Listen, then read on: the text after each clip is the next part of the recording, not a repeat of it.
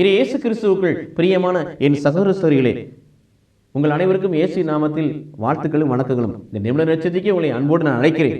Mark நற்செய்தி 4ஆம் அதிகாரம் 21 முதல் 25 வரை, அதிலும் குறிப்பாக 25வது திருவசனம் வாசிக்கிறோம். ஏனெனில் உள்ளவருக்கு கொடுக்கப்படும், இல்லாதவரிடமிருந்து உள்ளது எடுக்கப்படும்.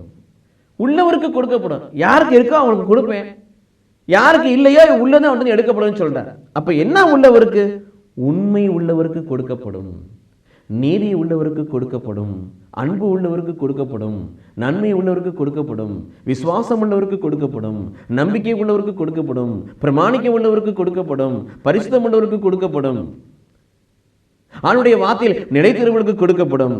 அப்ப ஆண்டுடைய விருப்பத்தின்படி யார் நடக்கிறார்களோ அவர்களுக்கு எல்லாமே கொடுக்கப்படும். அது வந்து ஆவிக்குரிய ஆசீர்வாதமா இருக்கலாம், ஆன்மீக ஆசீர்வாதமா இருக்கலாம், உலகத்துக்குரிய ஆசீர்வாதமா இருக்கலாம். ஆவிக்குரிய வாழ்க்கையில் பெறக்கூடிய, ஆன்மீக வாழ்க்கையில் பெறக்கூடிய, உடலுக்குரிய வாழ்க்கையில் பெறக்கூடிய, உடலுக்குரிய வாழ்க்கையில் கூட யாதொரு ஆசீர்வாதம் இருக்கலாம்.